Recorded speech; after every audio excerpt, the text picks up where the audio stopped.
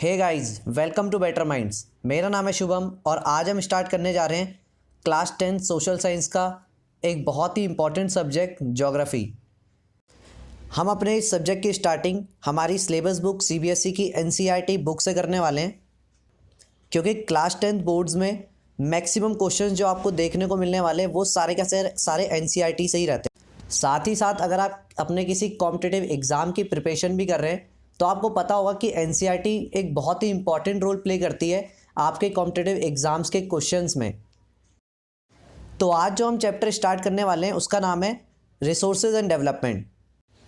इस चैप्टर को स्टार्ट करने से पहले सबसे पहले हमको ये पता होना चाहिए कि रिसोर्सेज होते क्या हैं। तो बात करते हैं रिसोर्सेज की। रिसोर्सेज हमारे एनवायरनमेंट की कोई भी ऐसी चीज़ है जो हमारी डेली लाइफ जो नीड्स है उनको सेटिस्फाई कर पाए, और कोई भी चीज़ हमारी नीड्स को तभी सेटिस्फाई कर सकती है जब वो टेक्नोलॉजिकली एक्सेसिबल हो, यानी कि हम उसको एक्सेस कर पाएँ। हमारे पास वो टेक्नोलॉजी होनी चाहिए कि जिसके थ्रू हम उसको यूज़ कर पाएँ। सेकंड थिंग इज़ कि वो चीज़ इकोनॉमिकली फ़ीज़िबल होनी चाहिए। इकोनॉमिकली फ़ीज़िबल से हमारा मतलब है कि वो चीज़ जब हम उसको यूज़ करें तो हमारी इकोनॉमी पे कोई नेगेटिव इफ़ेक्ट ना डाले। थर्ड थिंग जो आती है वो आती है it should be culturally acceptable. Culturally acceptable से हमारा मतलब है कि वो चीज़ कोई ऐसी चीज़ होनी चाहिए जो हमारी सोसाइटी जिस चीज़ को एक्सेप्ट कर पाए। तो ऐसी कोई भी चीज़ जो हमारी इन तीनों कंडीशंस को सेटिस्फाई करती है वो एक रिसोर्स कहलाती है। अब हम बात करते हैं कि ह्यूमन बींग्स नेचर से इंटरेक्ट किस तरीके से करते हैं। तो नेचर से इंटरेक्ट करने के लिए ह्यूमन बींग्स टेक्नोलॉजी का यूज़ करते हैं और फिर इंस्टीट्यूशंस को क्रिएट करते हैं। वो ये सब का सब काम इसलिए करते हैं ताकि उनकी इकोनॉमिक डेवलपमेंट हो पाए। ह्यूमन बींग्स की एक ट्रायंगुलर रिलेशनशिप है नेचर के साथ। वो टेक्नोलॉजी के थ्रू नेचर को एक्सेस करते हैं और फिर इंस्टीट्यूशंस को क्रिएट करते हैं। वैसे तो हमारे रिसोर्सेज बहुत सारी कैटेगरीज में डिवाइड हैं, लेकिन हम एनसीईआरटी के हिसाब से चलेंगे तो हमारे जो रिसोर्सेज हैं वो मेनली 4 कैटेगरी में डिवाइडेड है। सबसे पहला आता है on the basis of origin, यानी कि ये हमको मिलते कहाँ पर हैं। सेकंड जो कैटेगरी आती है वो आती है on the basis of exhaustibility, यानी कि कुछ टाइम के बाद एग्जॉस्ट होने वाले हैं या नहीं होने वाले। थर्ड जो हमारी कैटेगरी आती है वो आती है on the basis of ownership, यानी कि ये इन रिसोर्सेज को ओन कौन करता है। फोर्थ जो कैटेगरी आती है वो आती है on the basis of status of development, यानी कि इन रिसोर्सेज का क्या स्टेटस है, अभी इनको कितना डेवलप किया जा चुका है या फिर ये अंडर डेवलप्ड है। अब हम रिसोर्सेज की इन चारों कैटेगरीज़ को वन बाय वन डिटेल में पढ़ेंगे। तो जैसा कि हमने सबसे पहली कैटेगरी अपनी पढ़ी थी on the basis of origin, तो ओरिजिन के बेसिस पे ये 2 कैटेगरीज में डिवाइड होते हैं। सबसे पहला होता है biotic resources, second one is abiotic resources. Biotic resources वो रिसोर्सेज होते हैं जिनके अंदर लाइफ एग्जिस्ट करती है, यानी कि हमारे आसपास के जितने भी प्लांट्स हो गए, एनिमल्स हो गए और इवन हम ह्यूमन बींग्स, ये सब के सब आते हैं बायोटिक रिसोर्सेज में। Second one is abiotic resources. Abiotic resources हमारे वो रिसोर्सेज होते हैं जिनके अंदर कोई लाइफ एग्जिस्ट नहीं करती। मिलते तो ये भी हमको नेचर से हैं, लेकिन इनके अंदर कोई लाइफ एग्जिस्ट नहीं करती है, जैसे कि रॉक्स हो गए, हमारे मेटल्स हो गए जितने भी, और जितने भी अदर रिसोर्सेज। सेकंड जो हमारा आता है वो आता है on the basis of exhaustibility. तो एग्जॉस्टिबिलिटी के बेसिस पे हमारे रिसोर्सेज 2 कैटेगरी में डिवाइड होते हैं, renewable resources and non renewable resources. Renewable resources हमारे वो रिसोर्सेज होते हैं जिनको कि हम रिन्यूड या फिर रिप्रोड्यूस कर सकते हैं किसी भी फिजिकल, केमिकल या फिर किसी मैकेनिकल प्रोसेस से, जैसे कि हमारी सोलर एनर्जी हो गई, विंड एनर्जी है, water, forest and wild life, ये सारे के सारे हमारे रिन्यूएबल रिसोर्सेज हैं। अगला जो हमारा आता है वो आता है नॉन रिन्यूएबल रिसोर्सेज। ऐसे हमारे कोई भी रिसोर्सेज जिनको कि रिन्यू या फिर रिप्रोड्यूस नहीं किया जा सकता। अगर वो रिसोर्सेज रिप्रोड्यूस भी होंगे तो उनको रिप्रोड्यूस होने में बहुत ज़्यादा टाइम लगने वाला है। तो ऐसे जो हमारे रिसोर्सेज हैं उनके एग्जांपल होते हैं हमारे मेटल्स हो गया, जितने भी हमारे फॉसिल फ्यूल्स हैं वो सारे के सारे एक नॉन रिन्यूएबल रिसोर्सेज हैं। नेक्स्ट जो हमारी कैटेगरी आती है वो आती है on the basis of ownership. तो ओनरशिप के बेसिस पे हमारी 4 पार्ट्स में डिवाइड होती है categories. First one is individual resources, second one is community own resources, third one is national resources and the fourth one is international resources. सबसे पहले बात करते हैं इंडिविजुअल रिसोर्सेज की। इंडिविजुअल रिसोर्सेज हमारे वो रिसोर्सेज होते हैं जो कोई एक पर्टिकुलर इंडिविजुअल ओन करता है। रिसोर्सेज जिनको एक पर्टिकुलर पर्सन ओन करता है, जैसे कि आपका घर हो गया, तो उसको आप ओन करते हो। तो ये जो हमारे रिसोर्सेज हो गए, ये एक ऐसा रिसोर्स हो गया, एक इंडिविजुअल रिसोर्स हो गया। सेकंड जो हमारे रिसोर्सेज आते हैं वो आते हैं community own resources. Community own resources हमारे वो रिसोर्सेज होते हैं जिनको कोई एक पर्टिकुलर पर्सन नहीं ओन करता, जिनको एक पूरी की पूरी एक कम्युनिटी ओन करती है। उस जगह के आसपास रहने वाले लोग उसको ओन करते हैं। जैसे कि हमारे प्लेग्राउंड हो गया, पब्लिक पार्क्स हो गए, पिकनिक स्पॉट हो गए, ये सारे के सारे हमारे आते हैं कम्युनिटी ओन रिसोर्सेज में। थर्ड जो हमारा आता है वो आता है नेशनल रिसोर्सेज। नेशनल रिसोर्सेज हमारे वो रिसोर्सेज होते हैं जिनको कोई एक नेशन ओन करता है, या फिर कह सकते हैं जिनको कोई एक कंट्री ओन करती है। जैसे कि हमारे इंडिया के जितनी भी हाईवेज़ हो गए, फ्लाईओवर्स हो गए, उनको इंडिया ओन करता है। उन पे और दूसरी कंट्री का कोई एक्सेस नहीं हो सकता, उनको इंडिया ओन करता है। इवन हमारे कंट्री के कोस्टल एरिया से अगर 12 नॉटिकल माइल्स तक किसी ओशियन में भी कोई रिसोर्स अगर फाउंड होता है तो उसके ऊपर हमारा एक्सेस होगा, वो हमारे नेशन का रिसोर्स माना जाएगा। लेकिन अगर उससे बाहर कोई हमको रिसोर्स मिलता है तो उस पर हम लीगली एक्सेस नहीं कर सकते। फोर्थ जो हमारा टाइप आता है वो आता है इंटरनेशनल रिसोर्सेज। इंटरनेशनल रिसोर्सेज हमारे वो रिसोर्सेज होते हैं जिनको इंटरनेशनल अथॉरिटीज़ रेगुलेट करती हैं, जिनको कोई एक पर्टिकुलर नेशन ओन नहीं करता। तो किसी भी कंट्री के कोस्टल रीजन से 200 नॉटिकल माइल्स के बाहर जो भी एरिया होता है वो आता है हमारा एक्सक्लूसिव इकोनॉमिक जोन में। एक्सक्लूसिव इकोनॉमिक जोन का मतलब है कि उसके बियॉन्ड किसी भी कंट्री का कोई लीगल राइट नहीं है वहाँ पे जो भी रिसोर्सेज फाउंड होंगे उनके ऊपर। कोई भी कंट्री इन रिसोर्सेज को बिना इंटरनेशनल इंस्टीट्यूशंस के परमिशन के एक्सेस नहीं कर सकती। इंडिया भी एक्सक्लूसिव इकोनॉमिक जोन के बाहर इंडियन ओशियन में मैंगनीज़ की माइनिंग करता है, तो उसके लिए इंडिया ने परमिशन ली है। बिना परमिशन के इंडिया वहाँ पे माइनिंग नहीं कर सकता था। फोर्थ और जो लास्ट कैटेगरी हमारी आती है वो आती है on the basis of status of development. तो इसके अंदर हमारे 3 टाइप के रिसोर्सेज फाउंड होते हैं। सबसे पहला आता है पोटेंशियल रिसोर्सेज, सेकंड आता है डेवलप्ड रिसोर्सेज, थर्ड आता है स्टॉक। पोटेंशियल रिसोर्सेज हमारे वो रिसोर्सेज होते हैं जिनके अंदर एनर्जी प्रोड्यूस करने का पोटेंशियल तो है, बट हमने उनको अभी तक यूज़ नहीं किया है due to various reasons. Second आता है हमारा डेवलप्ड रिसोर्सेज। डेवलप्ड रिसोर्सेज हमारे वो रिसोर्सेज होते हैं जिनको हमने सर्वे कर लिया और उनकी क्वांटिटी और क्वालिटी को डिटरमाइन कर लिया है बहुत ही अच्छे से, और या तो हम उनको जस्ट यूज़ करने वाले हैं या फिर हम उनको ऑलरेडी यूज़ कर रहे हैं। थर्ड टाइप के जो हमारे रिसोर्सेज आते हैं वो आते हैं स्टॉक। स्टॉक हमारे वो रिसोर्सेज होते हैं जिनके अंदर हमारी नीड्स को सेटिस्फाई करने का पोटेंशियल तो है, बट हमारे पास इनफ टेक्नोलॉजी नहीं है उनको एक्सेस करने के लिए। इसका एक बहुत ही अच्छा एग्जांपल ये है कि वाटर हमारा 2 इनफ्लेमेबल गैसेस का एग्जांपल है, बट हमारे पास ऐसी टेक्नोलॉजी नहीं है कि हम वाटर में से हाइड्रोजन और ऑक्सीजन को as a source of energy utilise कर पाएँ। तो इसलिए हम इसको एक स्टॉक बोलेंगे।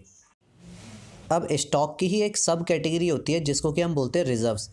रिजर्व्स हमारे वो रिसोर्सेज होते हैं जिनको यूज़ करने के लिए हमारे पास टेक्नोलॉजी तो है और हमें पता भी है कि उनको किस तरीके से यूटिलाइज़ करना है, लेकिन अभी हमने उनको अपनी फ्यूचर नीड्स के लिए रिज़र्व करके रखा है, यानी कि सेव करके रखा है, और जैसे जैसे हमको रिक्वायरमेंट लगेगी हम उनको उसके हिसाब से यूज़ करते रहेंगे। नेक्स्ट हमारा जो टॉपिक आता है वो आता है कि डेवलपमेंट ऑफ रिसोर्सेज। तो रिसोर्सेज का डेवलपमेंट जो अभी तक हुआ है वो किस तरीके से हुआ है। तो अगर देखा जाए तो ह्यूमन बींग्स ने रिसोर्सेज का डेवलपमेंट बहुत ही बुरे तरीके से किया है। सबसे जो फर्स्ट पॉइंट आता है उसमें कि रिसोर्सेज जो हैं वो डेप्लीट हो रहे हैं धीरे धीरे, क्योंकि हमने उनको सही से यूज़ नहीं किया है। सेकंड जो पॉइंट आता है वो आता है कि हमने रिसोर्सेज को कुछ हाथों में एक्यूमुलेट कर दिया, यानी कि कुछ लोगों के पास तो रिसोर्सेज बहुत ज़्यादा हो चुके हैं अभी, और कुछ लोगों के पास बिल्कुल भी रिसोर्सेज नहीं है। इस एक्सप्लॉयटेशन की वजह से हमको ग्लोबल इकोलॉजिकल क्राइसिस अब देखना पड़ रहा है। जैसे कि ग्लोबल वार्मिंग बहुत ज़्यादा हो गई है, ओजोन लेयर का डिप्लीशन बहुत ज़्यादा हो चुका है, एनवायरनमेंट में हमारे पोल्यूशन आप देखेंगे बहुत ही ज़्यादा हो चुका है, लैंड हमारी डिग्रेड होने लगी है। पहले बहुत ही ज़्यादा फर्टाइल लैंड थी हमारे आसपास, अभी ये वो जो लैंड की क्वांटिटी है फर्टाइल लैंड की वो बहुत ही कम हो चुकी है। तो अगर हमको अपनी लाइफ को सही से जीना है तो हमको इन रिसोर्सेज की जो प्लानिंग है वो सही तरीके से करनी पड़ेगी और उनका यूज़ सही तरीके से करना पड़ेगा। इसी के लिए एक तरीका आता है जिसको कि हम बोलते हैं सस्टेनेबल डेवलपमेंट। सस्टेनेबल डेवलपमेंट का मतलब है कि डेवलपमेंट को इस तरीके से किया जाए कि हम अपने एनवायरनमेंट को हार्म भी ना पहुंचाएं, और जो हमारे फ्यूचर जनरेशन की जो नीड्स हैं उनको देखकर हम अपना डेवलपमेंट करें। अगर हम ऐसा नहीं करेंगे तो आने वाली जो हमारी फ्यूचर जनरेशन्स है उनके लिए कोई भी रिसोर्सेज नहीं बचेंगे और उनका जो लाइफ का सर्वाइवल है वो बहुत ही हार्ड होने वाला है। इन्हीं सारी प्रॉब्लम्स को देखते हुए हमारा एक 1992 में एक समिट हुआ था जो कि हमारा रियो डी जेनीरो ब्राज़ील में हुआ था। तो इसीलिए इसका नाम है रियो डी जेनीरो अर्थ समिट। ये समिट एनवायरनमेंट की अर्जेंट प्रॉब्लम्स को देखते हुए किया गया था। आपको इस समिट का कंक्लूज़न याद रखना है। इसका कंक्लूज़न ये निकला था कि वहाँ पे एक एजेंडा साइन करवाया गया था जिस एजेंडा का नाम था एजेंडा 21। इसका नाम एजेंडा 21 इसलिए रखा गया था क्योंकि ये एजेंडा 21st सेंचुरी के लिए बनाया गया था। अब बात करते हैं कि एजेंडा 21 है क्या। तो एजेंडा 21 हमारा एक प्रोटोकॉल की लिस्ट है जिसमें कि हमको ये बताया जाता है कि हमको 21st सेंचुरी में एनवायरनमेंट को डैमेज नहीं करना है, पॉवर्टी को डिक्रीज़ करना है, डिजीज़ हमारी जितनी भी होती है उनको साथ में मिलके उनको रिड्यूस करना है। अब बात आती है रिसोर्स प्लानिंग की कि रिसोर्सेज की प्लानिंग किस तरीके से करी जाए। अगर आप देखेंगे तो आपको मिलेगा कि हमारे जितने भी रिसोर्सेज हैं वो अनइवनली डिस्ट्रीब्यूटेड हैं। यानी कि कुछ टाइप के रिसोर्सेज किसी एक पर्टिकुलर रीजन में बहुत ज़्यादा हैं, दूसरे टाइप के रिसोर्सेज किसी एक दूसरे पर्टिकुलर रीजन में बहुत ज़्यादा हैं। और ये दोनों जिन मैंने रिसोर्सेज की बात करी, इन्हीं जगह पे कई ऐसे भी रिसोर्सेज हैं जिनमें ये डेफिशिएंट है, यानी कि जहाँ पे ये अवेलेबल नहीं है। फॉर एग्ज़ाम्पल जैसे कि हम बात करें झारखंड, छत्तीसगढ़ और मध्य प्रदेश की, तो ये तीनों जो रीजन, ये तीनों जो स्टेट हैं, ये बहुत ही ज़्यादा रिच है मिनरल और कोल डिपॉजिट्स में। यानी कि यहाँ पे आपको मिनरल और कोल बहुत ही अच्छी खासी क्वांटिटी में मिल जाएगा। बात करते हैं अरुणाचल प्रदेश की, तो अरुणाचल प्रदेश में वाटर की जो क्वांटिटी है वो बहुत ज़्यादा है क्योंकि आपने अगर मैप देखा हो तो वहाँ पे रिवर्स की वजह से वहाँ पे पानी की कोई कमी है नहीं। लेकिन अरुणाचल प्रदेश में जो हमारा इंफ्रास्ट्रक्चर की जो डेवलपमेंट है वो बहुत ही कम है। कोई बड़ी कंपनीज़ के ऑफिसेज़ नहीं है वहाँ पे। बात करते हैं राजस्थान की, तो राजस्थान में हमारी सोलर और विंड एनर्जी बहुत ही अच्छी अमाउंट में प्रेजेंट है, बट वहाँ पे वाटर रिसोर्सेज जो है हमारे वो बिल्कुल भी नहीं है। नेक्स्ट हम बात करते हैं लद्दाख की, जहाँ पे हमारे जो भी कोल्ड डेजर्ट्स हैं उनमें वाटर की बहुत डेफिशिएंसी है और इंफ्रास्ट्रक्चर भी वहाँ पे बहुत अच्छी अमाउंट में नहीं है और वहाँ पे मिनरल्स भी हमारे अवेलेबल नहीं है। तो क्योंकि हमारे जो रिसोर्सेज है वो ऐसे अनइवनली डिस्ट्रीब्यूटेड है, तो हमको यहाँ पे नीड है कि ये जो रिसोर्सेज है इनको प्रॉपर अमाउंट में डिवाइड किया जाए, प्रॉपरली इनको बांटा जाए, इसी तरीके से इनका सही यूज़ किया जा सकता है। अब हम बात करते हैं resource planning in India. India में किस तरीके से रिसोर्स प्लानिंग करी जाती है और रिसोर्स प्लानिंग में क्या क्या चीज़ें चाहिए होती है। तो सबसे पहले आपको ये पता होना चाहिए कि रिसोर्स प्लानिंग जो है वो एक बहुत ही कॉम्प्लेक्स प्रोसेस है जिसमें कि बहुत ही अलग अलग स्टेप्स इन्वॉल्व होते हैं। सबसे पहला जो हमारा स्टेप आता है वो आता है रिसोर्सेज को आइडेंटिफाई करना और उनको सर्वे करना, उनकी मैपिंग करना और रिसोर्सेज का पता लगाना कि वहाँ पे कितनी क्वांटिटी में रिसोर्सेज अवेलेबल हैं और जो रिसोर्स अवेलेबल है उसकी क्वालिटी कैसी रहने वाली है। सेकंड स्टेप जो हमारा आता है वो आता है कि जो भी रिसोर्स को हमने फर्स्ट वाले स्टेप में आइडेंटिफाई किया है उस रिसोर्स को एप्रोप्रिएट टेक्नोलॉजी लगा के उसके ऊपर अपनी एप्रोप्रिएट स्किल लगाने के बाद उसको यूज़ करना और अपने रिसोर्स प्लान्स को एग्जीक्यूट करना। थर्ड स्टेप हमारा है कि जो भी हमने रिसोर्स की डेवलपमेंट करी है तो उसको हमारी रिसोर्स प्लानिंग है जो उससे मैच करना कि क्या हमने जो रिसोर्स प्लानिंग करी थी सारा का सारा काम उसके हिसाब से हुआ है या नहीं हुआ है। ये हमारे 3 पॉइंट्स है रिसोर्स प्लानिंग के। ये एग्ज़ाम्स में पूछे जाते हैं तो आप इनको अच्छे से याद रखिएगा। नेक्स्ट टॉपिक है conservation of resources. Conservation of resources का मतलब है कि हम अपने रिसोर्सेज को किस तरीके से बचा सकते हैं, किस तरीके से उनका सही यूज़ कर सकते हैं। तो इसके ऊपर सबसे पहली जो चीज़ आती है वो आती है गांधी जी का एक बहुत ही फेमस कोट है जो कि कुछ इस तरीके से है, there is enough for everybody's need and not for anybody's greed. यानी कि अर्थ में इतने रिसोर्सेज हैं कि जितने भी यहाँ पे लिविंग बींग्स हैं उन सब की नीड पूरी हो सकती है, लेकिन अगर हम लालच करेंगे, ग्रीड करेंगे तो वो कभी किसी का पूरा नहीं हो पाएगा। जब हमारे रिसोर्सेज का एक्सप्लॉयटेशन हो रहा था तो इंटरनेशनल लेवल पे क्लब ऑफ रोम ने सबसे पहले 1968 में आके रिसोर्सेज को कंजर्व करने की बात कही थी। उसके कुछ साल बाद ही 1974 में गांधी जी की फ़िलॉसफी के ऊपर शुमाकर ने एक बुक लिखी थी जिसका नाम था स्मॉल इज़ ब्यूटीफुल। तो इसमें भी उन्होंने ग्लोबल लेवल पे हमारे रिसोर्सेज को कंजर्व करने की बात करी थी। नेक्स्ट जो हमारा कंट्रीब्यूशन रहा था वो था ब्रंटलैंड कमीशन रिपोर्ट का 1987 में, जो कि पब्लिश हुई थी। इस रिपोर्ट में सस्टेनेबल डेवलपमेंट की बात करी गई थी और यही चीज़ एक बुक में भी फीचर हुई थी जिसका नाम था आर कॉमन फ्यूचर। और लास्ट कंट्रीब्यूशन तो आपको पता ही होगा, जो कि अभी हमने थोड़ी देर पहले भी पढ़ा है, रियो डी जेनीरो का समिट। अब हम अपने रिसोर्सेज के बारे में पर्टिकुलरली वन बाय वन पढ़ेंगे। तो सबसे पहला जो हमारा रिसोर्स है जिसके बारे में हम पढ़ने वाले हैं वो है हमारा लैंड रिसोर्स। इंडिया में जो हमारी लैंड है वो कुछ इस तरीके से डिस्ट्रीब्यूटेड है। 43% जो लैंड है वो हमारी प्लेन है, 27% जो लैंड है वो उसमें प्लेट्यूज़ है और ओनली 30% जो लैंड है वो हमारी माउंटेन्स हैं। प्लेन एरिया हमारा यूज़ होता है एग्रीकल्चर के लिए, इंडस्ट्रीज़ का सेटअप करने के लिए। माउंटेन एरिया हमारा हेल्प करता है रिवर्स के पेरेनियल फ्लो में। माउंटेन रीजन से हमारा काफ़ी टूरिज्म में बढ़ता है। आपने देखा होगा लोग माउंटेन वाली जगहों में काफ़ी घूमने भी जाते हैं, जिससे कि वहाँ का टूरिज्म बढ़ता है और वहाँ की इकोनॉमी की ग्रोथ होती है। अब बात करते हैं अपने लास्ट रीजन की, जो है हमारा प्लेट्यू। प्लेट्यू हमारे बहुत ही रिच रिजर्व कहे जाते हैं मिनरल्स के, फॉसिल फ्यूल्स के और फॉरेस्ट्स के।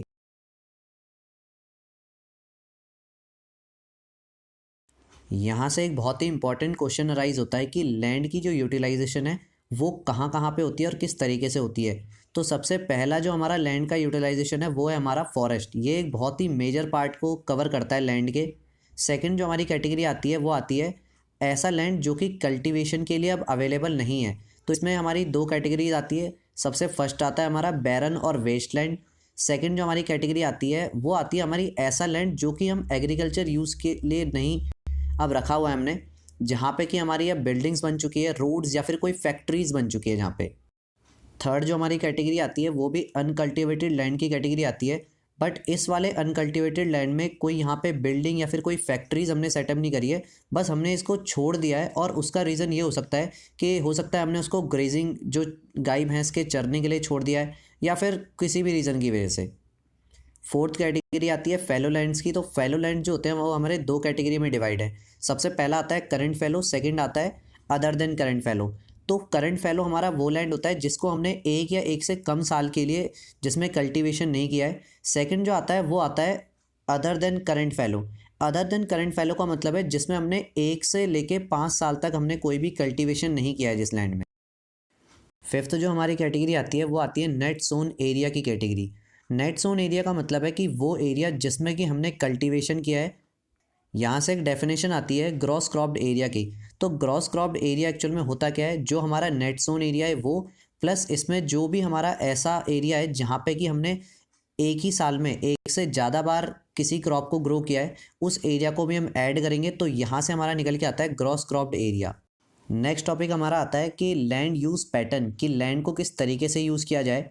तो लैंड को यूज़ करना बहुत सारे फैक्टर्स पे डिपेंड करता है। सबसे पहला जो हमारा फैक्टर है वो होता है टोपोग्राफी, यानी कि उस जगह की ज्योग्राफिकल कंडीशंस। सेकंड फैक्टर आता है हमारा क्लाइमेट। ऐसे ही हमारे बहुत सारे फैक्टर्स हैं, सॉइल टाइप हो गया, बहुत सारे ह्यूमन फैक्टर्स भी उसके ऊपर डिपेंड करते हैं।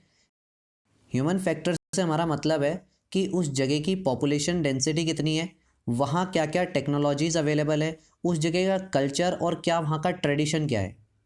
इंडिया का टोटल ज्योग्राफिकल जो एरिया है वो है 3.28 मिलियन स्क्वायर किलोमीटर। ये आपको याद रखना है, ये आपसे एमसीक्यू में पूछा जा सकता है। लास्ट टॉपिक में हमने एक चीज़ पढ़ी थी, वेस्टलैंड। तो वेस्टलैंड क्या होता है, वो लैंड हमारा जहाँ पे हम कोई भी एग्रीकल्चर एक्टिविटी नहीं कर रहे हैं।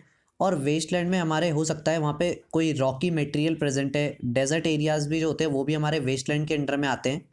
या हो सकता है कि वो एरिया रॉकी और डेजर्ट वाला एरिया ना हो, बट वहाँ पे हमने अपने सेटलमेंट्स कर लिए हैं, जैसे कि हमने अपना घर वगैरह बना लिया, या कोई भी रोड्स या रेलवे या कोई भी फैक्ट्रीज़ का सेटअप कर लिया है। तो ये पूरा का पूरा जो एरिया है ये वेस्ट लैंड के अंडर में आता है। जब हम किसी भी एरिया को इस तरीके से यूज़ करते हैं तो वहाँ की जो लैंड होती है वो डिग्रेड हो जाती है। लैंड के डिग्रेड होने की वजह से क्या होता है कि वहाँ पे बहुत ही सीरियस कंडीशन आ जाती है। यानी कि अगर हम अब फ्यूचर में चाहें कि वहाँ पे हम कोई भी एग्रीकल्चर एक्टिविटी या किसी भी तरीके के रिसोर्सेज को फाउंड करना चाहें तो वो हमको वहाँ पे से नहीं मिल पाएंगे। नेक्स्ट हमारा टॉपिक आता है land degradation and conservation measures. Land कैसे डिग्रेड हो रही है और इसको हमको बचाने के लिए क्या करना चाहिए। तो सबसे पहले तो बात करते हैं कि ह्यूमन एक्टिविटीज़ की वजह से ही क्या हो चुका है कि अभी लैंड क्या हो चुकी है, बहुत ज़्यादा डिग्रेड हो चुकी है। और इस तरीके से हमने अपनी लैंड को यूज़ किया है कि इवन जो नेचुरल फोर्सेस है वो ही खुद लैंड को डिग्रेड करने लगी है, क्योंकि हमने इतनी बुरी तरीके से उनका यूज़ कर लिया है।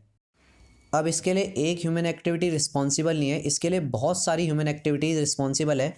उनमें से कुछ ऐसे हैं जैसे कि डिफॉरेस्टेशन हो गया, ओवर ग्रेजिंग करवा लेते हैं हम अपने जो एनिमल्स हैं उनसे, या हमने काफ़ी ज़्यादा अमाउंट पे माइनिंग कर चुके हैं वहाँ पे हम। इन सारी की सारी चीज़ों की वजह से क्या हो चुका है, लैंड हमारी बहुत ही ज़्यादा डिग्रेड हो चुकी है।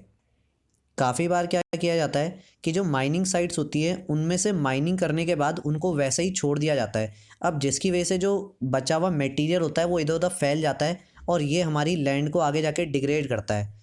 एग्जाम्पल जैसे कि हम लेते हैं झारखंड, छत्तीसगढ़, मध्य प्रदेश और उड़ीसा का, तो यहाँ पे क्या किया गया है, डिफॉरेस्टेशन कर दिया गया है। सिर्फ किस रीज़न की वजह से, क्योंकि माइनिंग हमको वहाँ पे करनी है और जिसकी वजह से वहाँ की जो लैंड है वो अभी काफ़ी अमाउंट में डिग्रेड हो चुकी है। नेक्स्ट हम बात करते हैं गुजरात, राजस्थान, मध्य प्रदेश ऐसी स्टेट्स की। यहाँ पे ओवर ग्रेजिंग एक बहुत ही इंपॉर्टेंट रोल प्ले करती है, जिसकी वजह से हमारी जो लैंड है वो डिग्रेड हो चुकी है। नेक्स्ट हम बात करते हैं पंजाब, हरियाणा की ऐसी स्टेट्स की जहाँ पे कि वाटर की जो क्वांटिटी है वो काफ़ी अच्छी खासी अमाउंट में अवेलेबल है।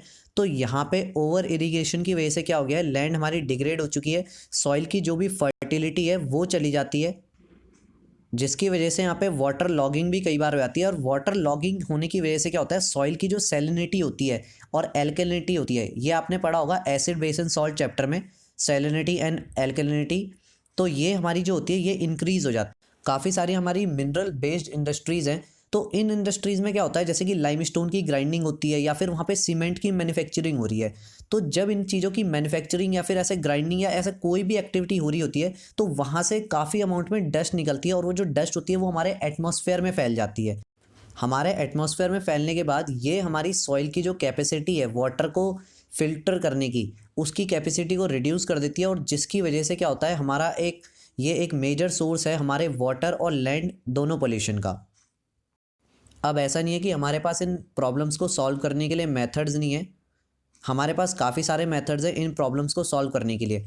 इनमें से ही एक सबसे जो पहला मेथड जो आता है वो आता है अफॉरेस्टेशन।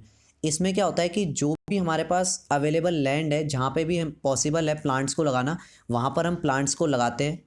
सेकंड जो हमारा मेथड आता है वो आता है मैनेजमेंट ऑफ ग्रेजिंग, यानी कि ग्रेजिंग का मैनेजमेंट करना। ऐसे नहीं कि हमने अपने एनिमल्स से वहाँ पे ओवर ग्रेजिंग करवा दी। नेक्स्ट आता है हमारा प्लांटिंग ऑफ शेल्टर बेल्ट्स।